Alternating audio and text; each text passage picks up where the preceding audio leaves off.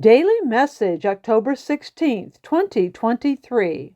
People are using all kinds of coping mechanisms today in these trying times, such as service animals, drinking alcohol, smoking marijuana, using illegal substances, overeating, sleeping excessively, angry outbursts, uncontrolled buying, etc.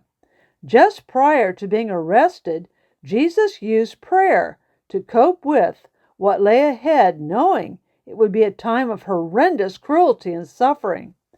Praying so fervently that his sweat became like drops of blood.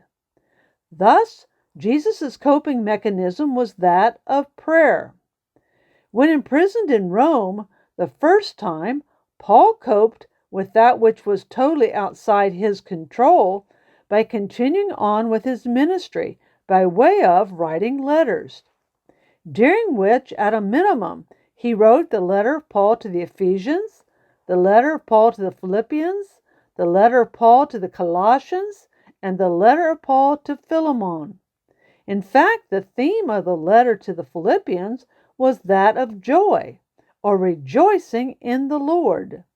The word joy in its various forms occurring 16 times in the letter.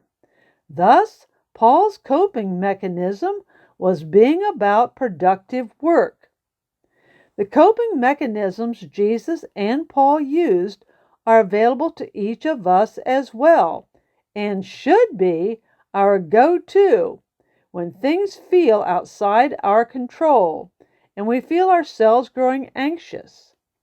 For as Jesus said, "Come to me, all you who are weary and burdened, and I will give you rest.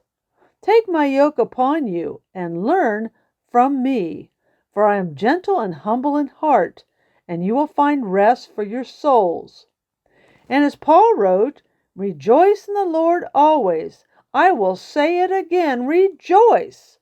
Let your gentleness be evident to all. The Lord is near. Do not be anxious about anything, but in every situation, by prayer and petition, with thanksgiving, present your requests to God. And the peace of God, which transcends all understanding, will guard your hearts and your minds in Christ Jesus." May talking to God be our go-to coping mechanism. With love to all, Pastor Cheryl.